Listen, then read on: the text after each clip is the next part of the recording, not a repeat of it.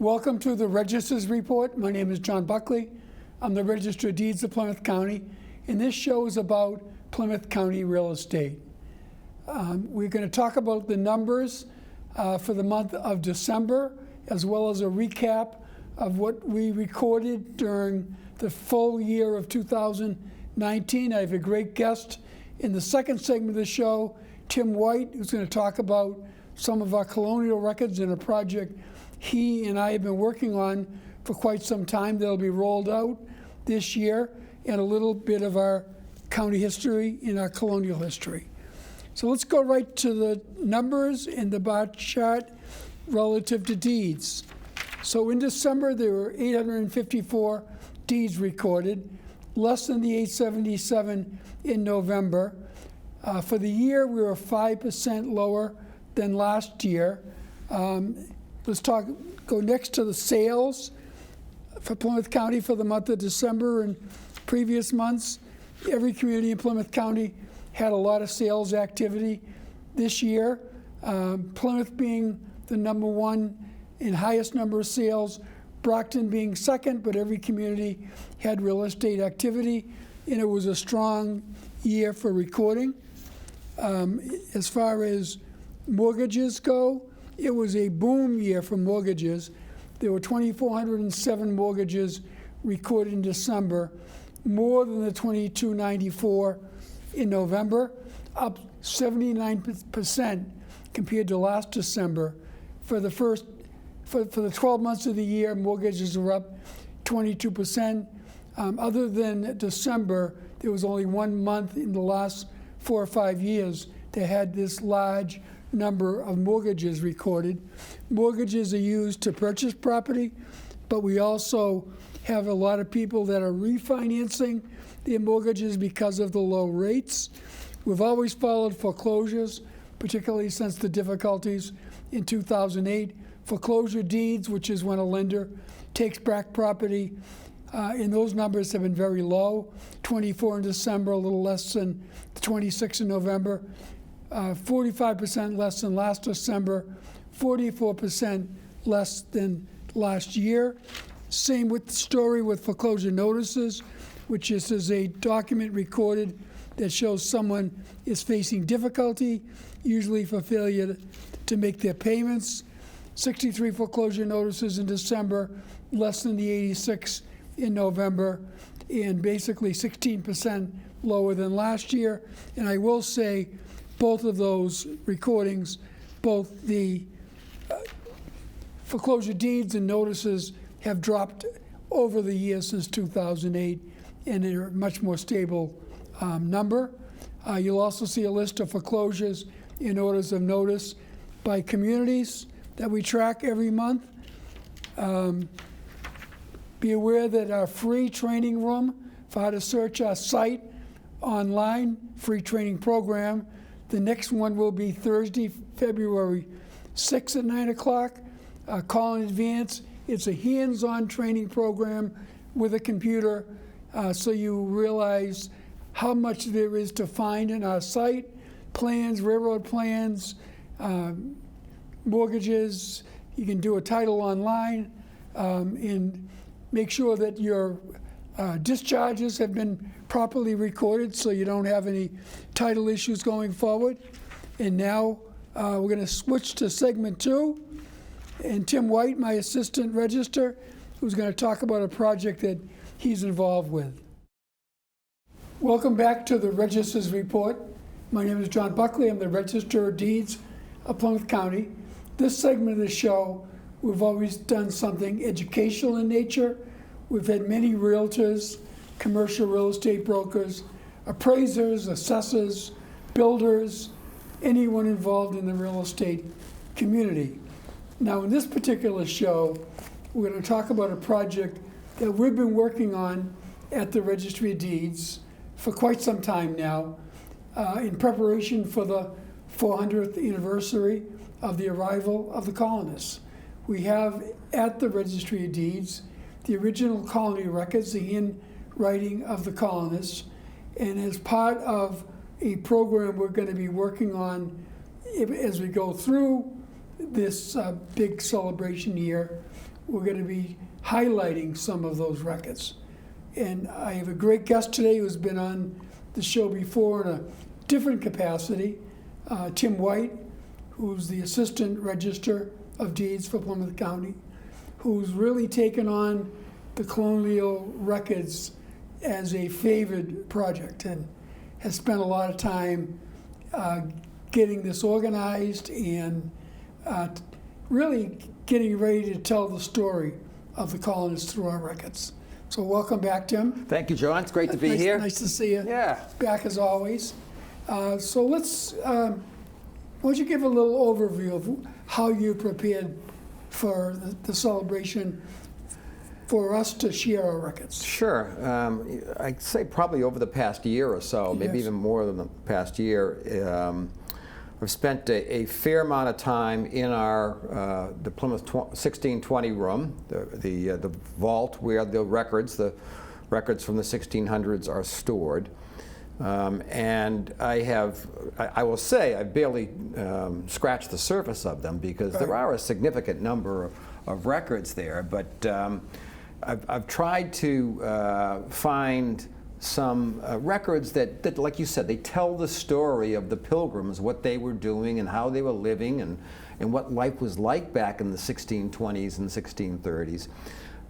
And I think we've got a really interesting and informative packet put together of a variety of issues that they faced back then. From a variety of the books, the deeds, the record of deeds, the record of laws, the record of court orders, treasury accounts, and even wills, the wills of the estates of the colonists. And so as I went through those records, what I tried to do was identify stories that would be of interest to folks today and that we could share during the upcoming celebration. From different facets of their life. Exactly. And what as I was going through them, I was trying to come up with ideas how we could best share them, as opposed to just, having the books out, which are obviously, we want to be careful with them anyways. So what I've done is I have put together some text that tells the story of for example, of the Miles Standish, somebody who everybody knows about, and how he contributed to the colony back then. And we actually have the original will of Miles Standish. So I tell a story around that, and we'll have both posters, poster size like 20 by 30, that we'll be able to share on easels, that we'll put down in our lobby, that we'll have up in our reading room. And in our display case. And then we'll also have smaller ones for the display case, and also we'll have smaller ones to hand out to folks. Yeah. And what these will have is not just the text, but they'll also have a photograph that represents the time, so to speak. It might be. We see Plymouth Plantation was very generous and shared a number of photographs with us that we can use to apply to these stories. But even more critically, just last week, I spent about 6 hours in that vault in the reading room with a local photographer who photographed probably about 50 different records in the original handwriting, that we will take little snippets of it and we'll include those in the story. And so I've got about 15 of them, and be happy to kind of give a little overview and share some of them with the folks today. Yeah, just to give people a flavor. I'm not going to be able to go through them in great detail, but let's start at the top and kind of work our way through them. Sure. Well, the first one, as we are the Registry of Deeds, we thought appropriate to share with America what we consider to be the first deed of our country. In Deeds Book 1, page 2, is a layout of the homesteads that William Bradford, in his own handwriting, wrote back in 1623, showing how the properties were divided up amongst 7 families from the Mayflower. Now, it's an extraordinary record, because you see the names of the folks from the Mayflower, the Brewsters and the Bradfords and what have you. And what we now know is that this really was the first deed of the billions of deeds we now have floating around our country in this day and age. Right. And the language is terrific. Leyden Street wasn't called Leyden Street in 1623, it was called the street. And Main Street wasn't called the Main Street back then, it was called the highway. And so that sort of it gives us a good start. It's a wonderful example of Governor Bradford's own handwriting, and how I think what it also shows us is, because he didn't do this in 1620 when the properties were divided. According to the record, it appears he did it in 1623. But he recognized the importance of what they were doing, and that this ought to be recorded for future generations. And thank heavens he did, because the record is remarkable and puts us right inside the lives of those colonists. Right, and as you look at it, as they will look at it, as it gets to be in final form, it's almost as much as a plan as a deed. And you can actually walk up that street and look around you and know exactly who was where. Exactly right. I mean, and that's what the kind of thing that literally transports you back to the 17th century. Yeah, so that is the first one. Let's go to the next one. Well, the next one is it's called the Land Division of 1623. And the headline is The Pilgrims and Private Property. Pilgrims and Private Property. In 1623, Bradford and his associates in the government of the day recognized that the communal ownership of property that had existed from 1620 to 1623 wasn't working. That some folks weren't carrying their weight, and that other folks were resentful, and that they weren't getting the production out of the land that they needed to survive. And in fact, they called those times the starving time. So Bradford finally said, look, we need to motivate folks, and we are going to start handing out private property to individuals for them to own and manage by themselves. And thank heavens he did. And farm. And farm. Yeah. And thank heavens he did, because frankly, Plymouth may not have survived.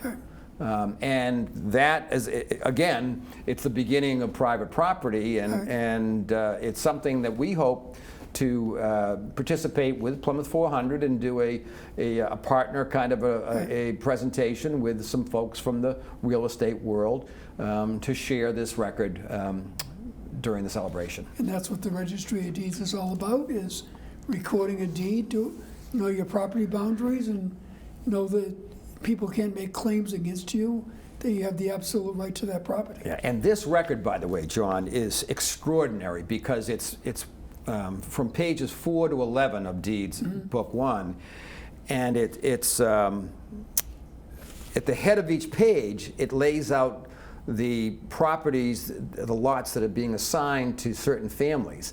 But the first page is the lots assigned to the families who came over on the Mayflower. And they don't spell Mayflower the way we do today, and you get to see it in the Old English.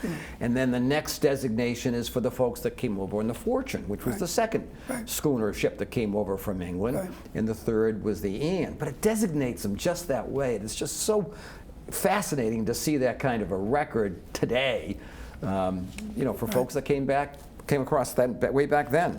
And the next one is not related to land records, but to life and how people manage themselves. This one is my favorite, being an attorney, that it is the right to trial by jury. And in the right to trial by jury, what the colonial court recognized that they brought over some of the law from the Old English Code, and that was that folks in criminal cases and in certain civil cases had a right to a trial by jury. And so they sat down, they wrote this law out as they sat around a table and said, we're going to have right to trial by jury here. And as they're writing it out, they get to the point where they say a right to trial by 12 men. And of course it was patriarchal society back then, but 12 men. And then they cross out men and they write in honest men. And it really does put you at that table and saying, oh yeah, we got to do this the right way. We got to make sure these folks are honest men. And just to see that record, I mean, it's that particular section of the colonial records is actually on the webpage of the Massachusetts State Courts. And the Chief Justice of the Mass Supreme Judicial Court came down and saw it at a meeting, was fascinated by it. Chief Justice Gantz was just mesmerized by it. Just mesmerized by it. It was wonderful. It's great. So that's my favorite, but it's a. And then another interesting story in the next one of a murder trial. Murder trial ends in guilty verdict. So this was actually the second murder trial that was held in America. The first one involved a passenger of the Mayflower, a fellow by the name of John Billington, and he was convicted and hung for murdering a gentleman by the name of John Newcomen. But this one here, this particular one that we got the record for, I think is extraordinary. This was in 1638 when four men, Arthur Peach, Thomas Jackson, Richard Stinnings, and a fourth one. Let's see, who was it? Peach. No, we'll come up to it. But the fourth man, Daniel Cross. Okay. And anyways, they were being charged with murdering one of the local natives, a gentleman who was bringing both wampum and woolen cloth with him, and they saw him on the pathway. They attacked him and they critically assaulted him. And he was able to crawl off so that he was able to identify who the perpetrators were. And you now have colonists being charged for murdering a Native American, and they were convicted. Well, three of the four were. And Cross was the one who escaped to Maine. And back then they didn't have extradition tradition, and so he was never prosecuted. But the other three were hung. And the story is, the language is just beautiful. It's there to be hanged by the neck until their bodies were dead, and this which was executed upon them accordingly. So, I mean, it's an interesting story because it's colonists being charged and with the murder of a Native American. And then you have, in the next part of the collection, business transactions, including the mortgage of a cow. We do. So back then, you got to realize that there wasn't a lot of money here. We didn't have Fort Knox back then, and the folks were often exchanging. Instead of money, they would exchange. They would secure things with animals or what have you. And in this particular case, one of the colonists owed somebody else some money, and he borrowed money from a fellow named Prince, who was actually one of the governors of the colony, and Prince required him to secure the debt with his brown cow that came over from England by the name of Berry. And interestingly enough, this wasn't the first time that cow had been used as security, and so it perhaps might be known as a used cow loan. But it also references the fact that in a purchase of a piece of property, there was, besides money being paid, they used what they called the ordinary pay of the country, corn or cattle. And that was, of course, different times then, and that's again, it tells you what was going on back then, which is great. And then one of them is an estate issue. Yeah, we talked about a little bit earlier about Miles Standish's will, and I mean, it's a pretty standard will. He left everything to his family, except one thing that I found quite interesting is that he also left a small bequest to his indentured servant. A lot of indentured servants came over from England. They couldn't afford their own way over, but were able to work their way. And Standish had a fellow by the name of John Irish, and he said, as long as Irish completes his service to my executors, he gets to receive a small bequest. And to take that to the next level, after Standish died, the records actually show his sons and his widow being appointed as the executors to the estate. And they have the inventory, which tells you more about what was going on back then. It's quite a... Beer casks and carbines and guns and Bibles and history of the Turkish history. It's a lot of which should come over with them. Absolutely. Yep. And then we get into military matters. We'll do things on military matters, including talking about the first veterans benefits, Homeland Security, the draft. As I said earlier about the indentured servants, we have some stories on the indentured servants. The streets of the colony are named after the early colonists. Situate's a great example. Hatherley Road, Edward Foster Road, Turner Road. And then, our pilgrims came over because they couldn't practice their religions the way they wanted to. And then they came over here, and the religious tolerance wasn't quite what it was, what you would expect it to be, somebody who had been restricted in the past. So we have a lot more stories to tell. We've got... how they controlled people's activities by fines. Even back then. There's a book that has treasury accounts, and it has what each community was taxed to support the colony, but it also shows the fines that the courts administered and what was paid. And there's some great ones. Samuel Matthews was fined for sailing, that's S-A-Y-L-E-I-N-G, sailing from Yarmouth to Boston on your Lord's Day. So, back today, everybody's sailing on Sundays, but back then, he got fined for doing it. Nathaniel Soule was fined for telling several lies. And poor Joseph Ramsden for being found drunk the second time. So there's some wonderful stories in there. Again, it tells you what life was like. And then, a lot of folks have read the story by Nathaniel Hawthorne on the Scarlet Letter. Well, it actually is based on truth. And back in 1658, the court enacted a law that said that if you commit adultery, you'll be whipped. You might be at the stocks, put in the stocks, and that you'll have to put a letter AD for adulterous on your shirt. And if you're found without wearing it, then you're going to get whipped again.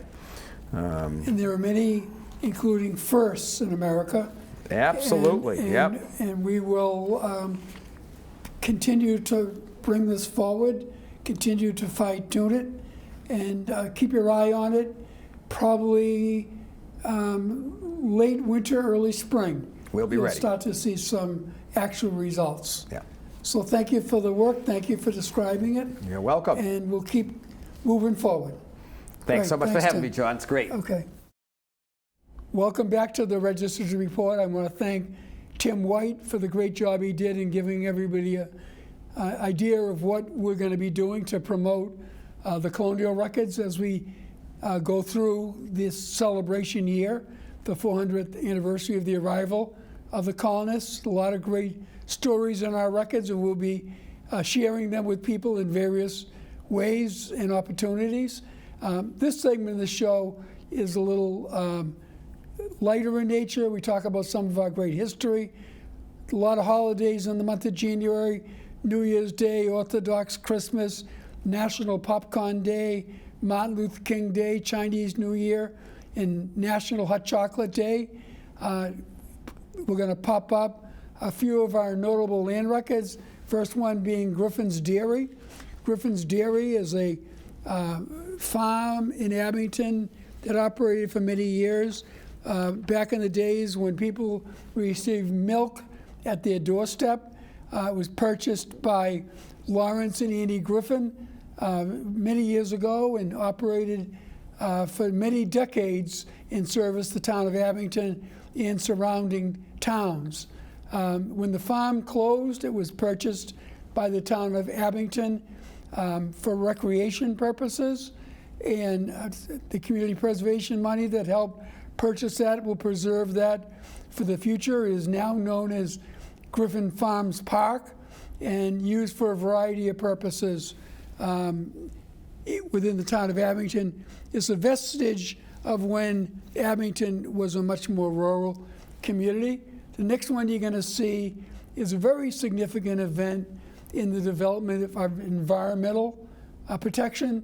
There was a piece of property in Duxbury that a author wrote a book about that talked about the use of pesticides and how they killed birds and other animals. The property that she was writing about was over in the Powder Point area of Duxbury. The author, Rachel Carson, in the book Silent Spring, is a must-read for anyone starting environmental science and is credited with the environmental movement of today, the climate change movement, and the establishment of the Environmental Protection Agency. So clearly, even though it was many years ago, relative to hot topics today, the next notable land record is a gentleman who lived in Brockton, who was involved in the founding of Israel, Dewey Stone. He was born in Brockton, was a very well-known industrialist, and he family owned Converse Rubber Company, but to get involved in helping the Jewish people after the Holocaust move to establish a Israeli state, the state of Israel.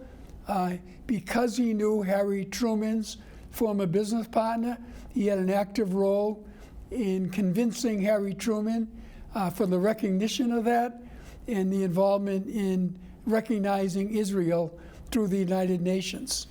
The next one you're going to see is a colonial record, and again, you heard a little bit about that earlier.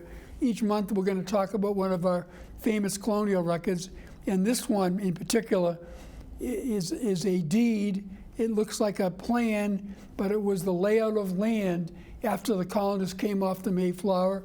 They built the common house, and then they assigned lots of land up a dirt road that was called the Street at the time, later named Leiden Street, and clearly the foundation of the Plymouth Colony, which expanded into Duxbury, Marshfield, Situate, with the Bridgewater Purchase, extended all the way up to the city of Brockton, the towns of Bridgewaters. Plymouth Colony, as many people know, included Plymouth County, Bristol County, and Barnstable County, and actually went all the way to Tiverton, Rhode Island. But this first document of a land record was where it all started. So I want to thank David Antoine and the folks here at PAC TV for allowing me to share our story today. Mark McKinley, Keith Hughes, and Brooke Hoffman for the work that they did in setting up the show today and allowing us to share what for most information about what for most people is their most valuable asset. And we'll see you next month with a few more of our stories, including more colonial records. Thank you.